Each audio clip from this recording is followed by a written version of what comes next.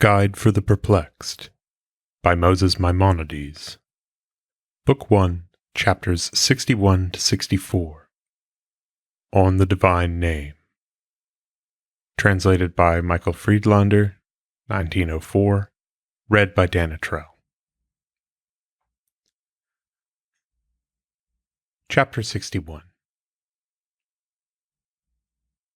It is well known that all the names of God occurring in Scripture are derived from his actions, except one, namely, the Tetragrammaton, which consists of the letters Yod, He, Vav, and He. This name is applied exclusively to God, and is on that account called the Shem HaMepharash, the Nomen Proprium. It is the distinct and exclusive designation of the divine being, whilst his other names and common nouns are derived from actions to which some of our own are similar, as we have already explained. Even the name Adonai, Lord, which has been substituted for the Tetragrammaton, is derived from the appellative Lord. See, the man who is the Lord, Adonai, of the land, spake roughly to us, Genesis 43:30. The difference between Adoni, my Lord, with the Hirek vowel mark under the nun, or Adonai with the Kamatz, is similar to the difference between Sari, my prince, and Sarai, Abraham's wife, the latter form denoting majesty and distinction. An angel is also addressed as Adonai. For example, Adonai, my Lord, pass not away, I pray thee. Genesis 18:3. I have restricted my explanation to the term Adonai, the substitute for the Tetragrammaton, because it is more commonly applied to God than any other names which are in frequent use, like Dayan, Judge, Shaddai, Almighty, Tzaddik, Righteous, Hanun, Gracious, Rahum, Merciful, and Elohim, Chief. All these terms are unquestionably appellations and derivatives. The derivation of the name consisting of Yod, He, Vav, and He is not positively known, the word having no additional signification. This sacred name, which, as you know, was not pronounced except in the sanctuary by the appointed priests, when they gave the sacerdotal blessing, and by the high priest on the Day of Atonement, undoubtedly denotes something which is peculiar to God, and is not found in any other being. It is possible that in the Hebrew language, of which we have now but a slight knowledge, the Tetragrammaton, in the way it was pronounced, conveyed the meaning of absolute existence. In short, the majesty of the name and the great dread of uttering it are connected with the fact that it denotes God himself, without including in its meaning any names of the things created by him. Thus our sages say, "My name," Numbers 6:27, means the name which is peculiar to me.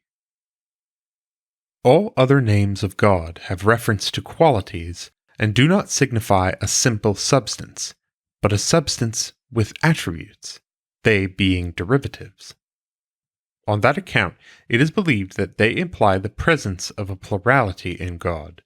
I mean to say, the presence of attributes, that is, of some extraneous element superadded to his essence. Such is the meaning of all derivative names.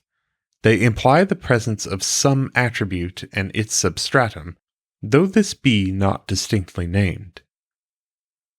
As, however, it has been proved that God is not a substratum capable of attributes, we are convinced that those appellatives, when employed as names of God, only indicate the relation of certain actions to him, or they convey to us some notion of his perfection. Hence Rabbi Hanina would have objected to the expression, the great, the mighty, and the tremendous, had it not been for the two reasons mentioned by him, because such expressions lead men to think that the attributes are essential, that is, that they are perfections actually present in God. The frequent use of names of God derived from actions led to the belief that he has as many essential attributes as there were actions from which the names were derived. The following promise was therefore made, implying that mankind will at a certain future time understand this subject and be free from the error it involves. In that day will the Lord be one, and his name be one. Zechariah 14:9. The meaning of this prophecy is this: he being one will then be called by one name, which will indicate the essence of God. But it does not mean that his sole name will be a derivative, namely, one. In the Pirkei Rabbi Eliezer, chapter 3, occurs the following passage: Before the universe was created, there was only the Almighty and his name. Observe how clearly the author states that all these appellatives employed as names of God came into existence after the creation. This is true, for they all refer to actions manifested in the universe. If, however, you consider his essence as separate and as abstracted from all actions, you will not describe it by an appellative, but by a proper noun which exclusively indicates that essence.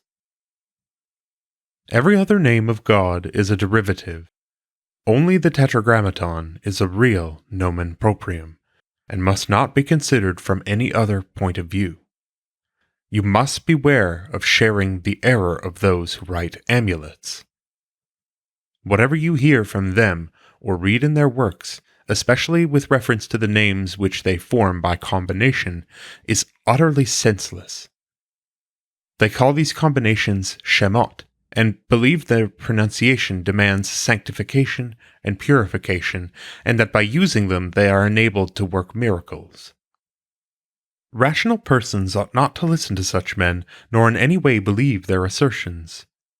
No other name is called Shem HaMepharash, except this Tetragrammaton, which is written, but is not pronounced according to its letters. The words, "Thus shall ye bless the children of Israel," Numbers 6:23, are interpreted in Sifiri as follows: thus, in the holy language, again thus, with the Shem HaMepharash. The following remark is also found there. In the sanctuary, the name of God is pronounced as it is spelt, but elsewhere by its substitutes. In the Talmud, the following passage occurs: thus, that is, with the Shem HaMepharash, you say that the priests, when blessing the people, had to pronounce the Shem HaMepharash. This was perhaps not the case, and they may have used other names instead. We infer it from the words, "And they shall put my name," Numbers 6:27, that is, my name which is peculiar to me. It has thus been shown that the Shem HaMepharash, the proper name of God, is the Tetragrammaton, and that this is the only name which indicates nothing but his essence, and therefore our sages, in referring to this sacred term, said, "My name" means the one which is peculiar to me alone. In the next chapter, I will explain the circumstances which brought men to a belief in the power of Shemot, the names of God. I will point out the main subject of discussion and lay open to you its mystery, and then not any doubt will be left in your mind unless you prefer to be misguided. Chapter 62.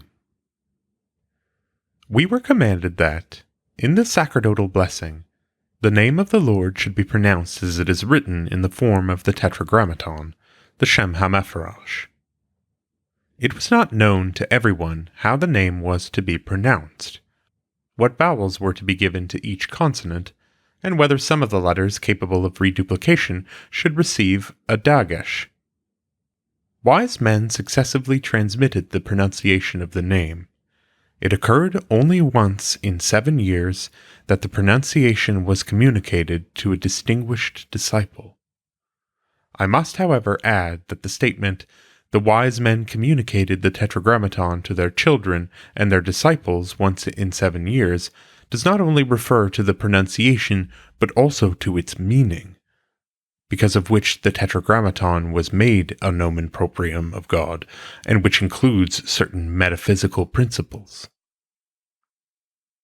Our sages knew, in addition, a name of God which consisted of 12 letters, inferior in sanctity to the Tetragrammaton. I believe that this was not a single noun, but consisted of 2 or 3 words, the sum of their letters being 12, and that these words were used by our sages as a substitute for the Tetragrammaton whenever they met with it in the course of their reading the Scriptures, in the same manner as we at present substitute it for Aleph, Dalet, etc., that is, Adonai, the Lord. There is no doubt that this name also, consisting of 12 letters, was in this sense more distinctive than the name Adonai. It was never withheld from any of the students. Whoever wished to learn it had the opportunity given to him without any reserve. Not so the Tetragrammaton. Those who knew it did not communicate it, except to a son or a disciple, once in 7 years. When, however, unprincipled men had become acquainted with that name which consists of 12 letters, and in consequence had become corrupt in faith, as is sometimes the case when persons with imperfect knowledge become aware that a thing is not such as they had imagined, the sages concealed also that name, and only communicated it to the worthiest among the priests, that they should pronounce it when they blessed the people in the temple, for the Tetragrammaton was then no longer uttered in the sanctuary on account of the corruption of the people. There is a tradition that with the death of Simeon the Just, his brother priests discontinued the pronunciation of the Tetragrammaton in the blessing. They used instead this name of 12 letters. It is further stated that at first the name of the 12 letters was communicated to every man, but when the number of impious men increased, it was only entrusted to the worthiest among the priests, whose voice, in pronouncing it, was drowned amid the singing of their brother priests. Rabbi Tarfon said, "Once I followed my grandfather to the dais where the blessing was pronounced. I inclined my ear to listen to a priest, who pronounced the name, and noticed that his voice was drowned amid the singing of his brother priests. There was also a name of 42 letters known among them. Every intelligent person knows that one word of 42 letters is impossible, but it was a phrase of several words which had together 42 letters. There is no doubt that the words had such a meaning as to convey a correct notion of the essence of God in the way we have stated.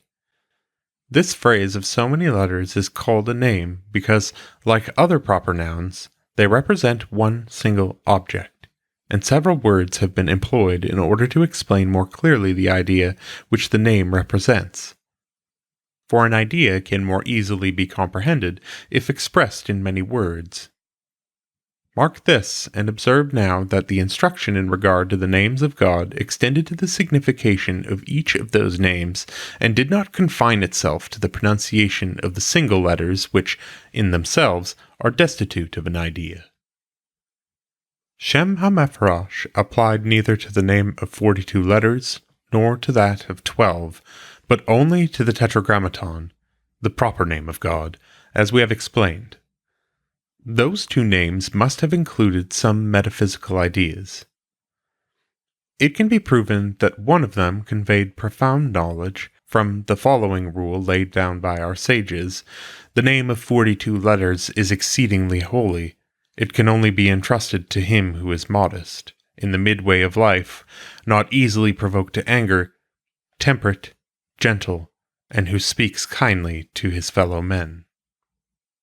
He who understands it is cautious with it and keeps it in purity, is loved above and is liked here below. He is respected by his fellow men, his learning remaineth with him, and he enjoys both this world and the world to come." So far in the Talmud.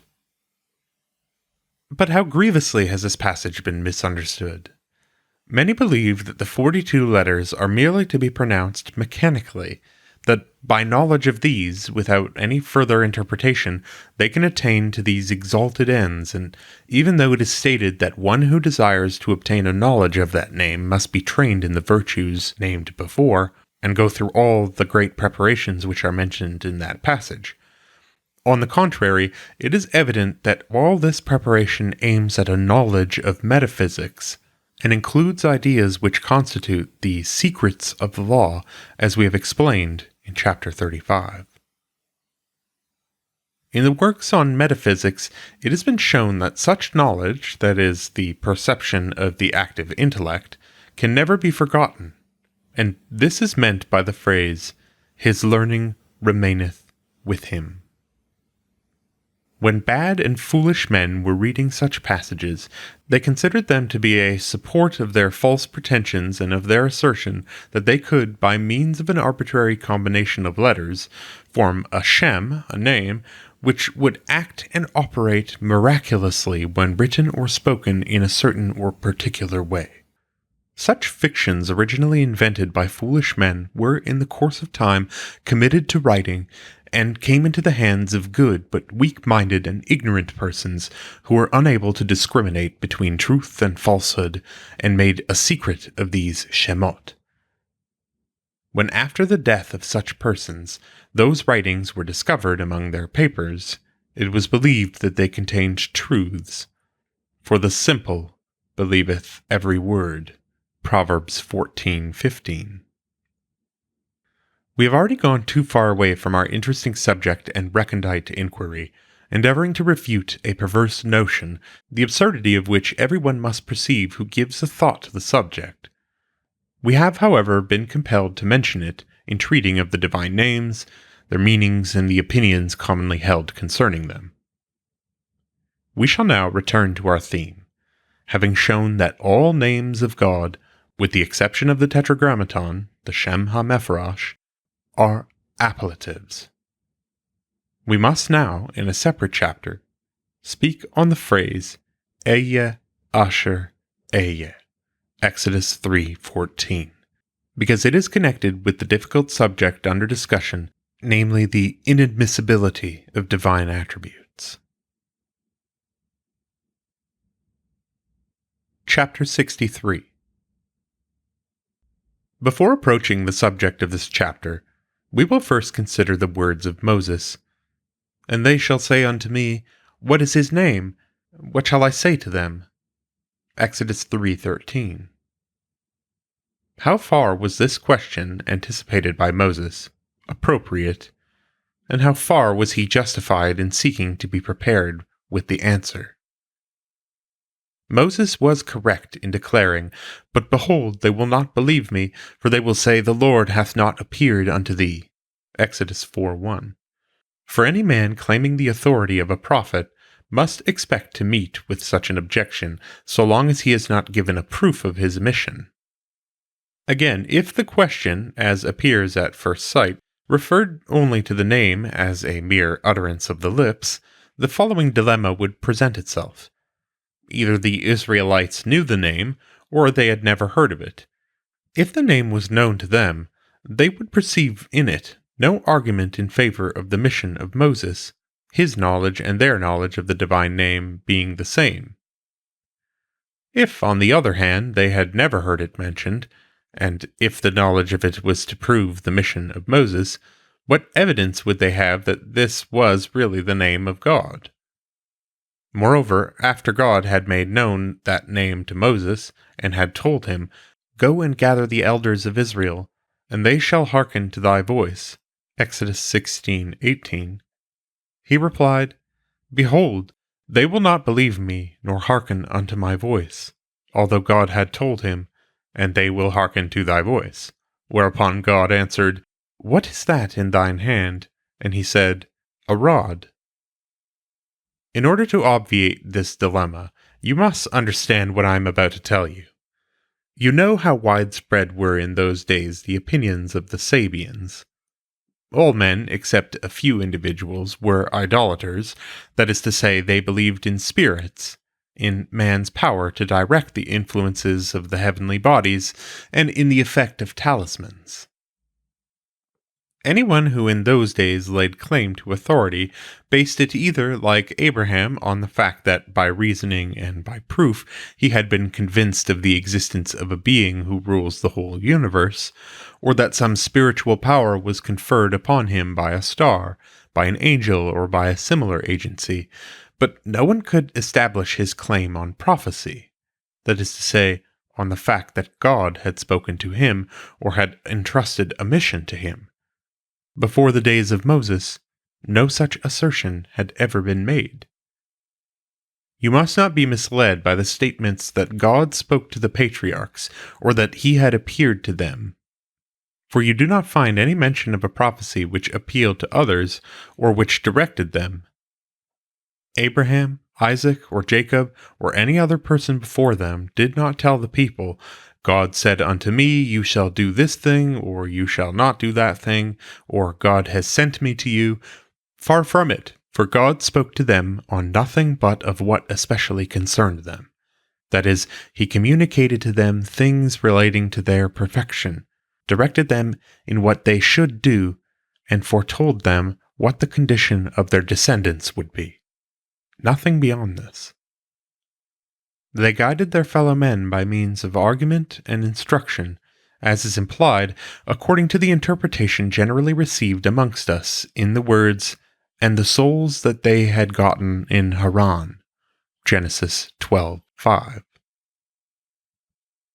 When God appeared to our teacher Moses and commanded him to address the people and to bring them the message, Moses replied that he might be asked to prove the existence of God in the universe, and that only after doing so he would be able to announce to them that God had sent him. For all men, with a few exceptions, were ignorant of the existence of God.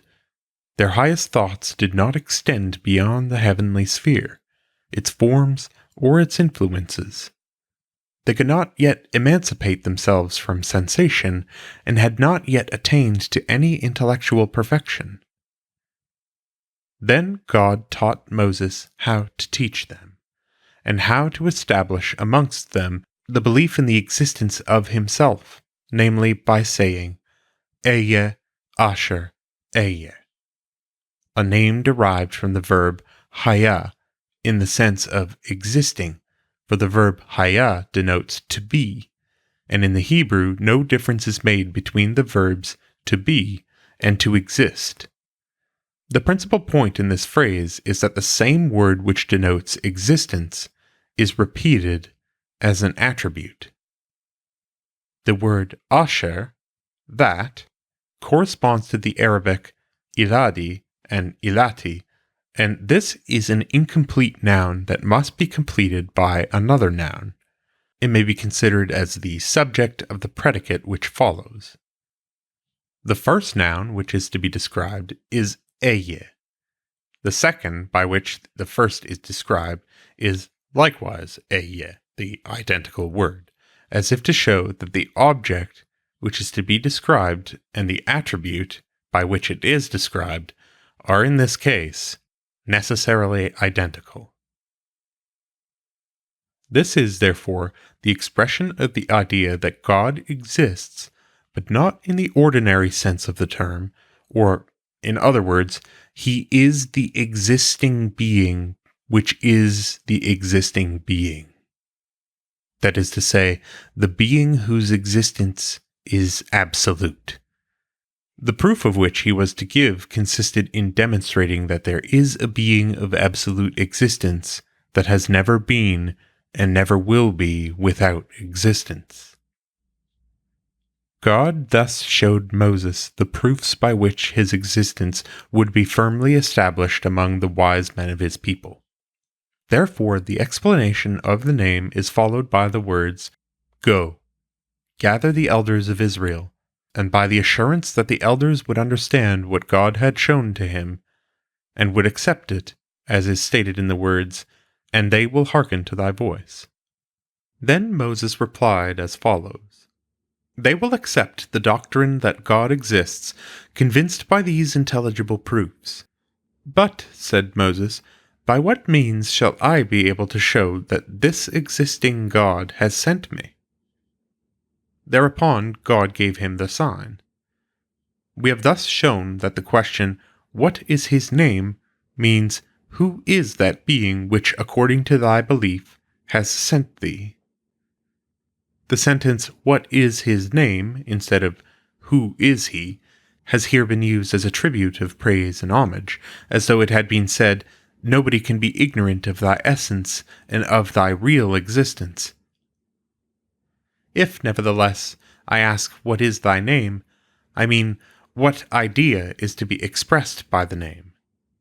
Moses considered it inappropriate to say to God that any person was ignorant of God's existence, and therefore described the Israelites as ignorant of God's name, not as ignorant of him who was called by that name. The name Yah likewise implies eternal existence. Shaddai, however, is derived from Dai, enough. See, for the stuff they had was sufficient, Dayam, Exodus 36:7. The shin is equal to Asher, which, as in Shekabar, which already, Ecclesiastes 2:16. The name Shaddai, therefore, signifies he who is sufficient. That is to say, he does not require any other being for effecting the existence of what he created or its conservation. His existence is sufficient for that. In a similar manner, the name Chassan implies strength. See, he was strong, Chassan, as the oaks, Amos 2:9. The same is the case with rock, which is a homonym, as we have explained in chapter 16. It is therefore clear that all these names of God are appellatives, or are applied to God by way of homonymy, like Zur and others, the only exception being the Tetragrammaton, the Shem HaMepharash, the nomen proprium of God, which is not an appellative. It does not denote any attribute of God, nor does it imply anything except his existence. Absolute existence includes the idea of eternity, that is, the necessity of existence. Note well the result at which we have arrived in this chapter.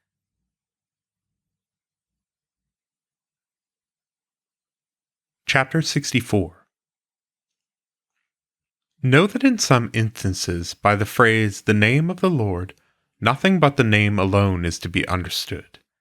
See, "Thou shalt not take the name of the Lord thy God in vain," and "he that blasphemeth the name of the Lord."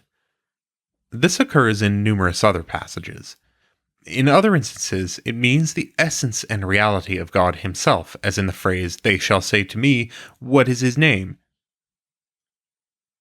Sometimes it stands for the Word of God, so that the name of God, the Word of God, and the command of God are identical phrases. See, "For my name is in him," Exodus 23:21. That is, my word or my command is in him. That is, he is the instrument of my desire and will.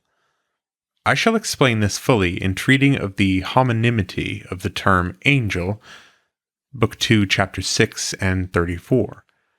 The same is the case with the glory of the Lord. The phrase sometimes signifies the material light which God causes to rest on a certain place in order to show the distinction of that place.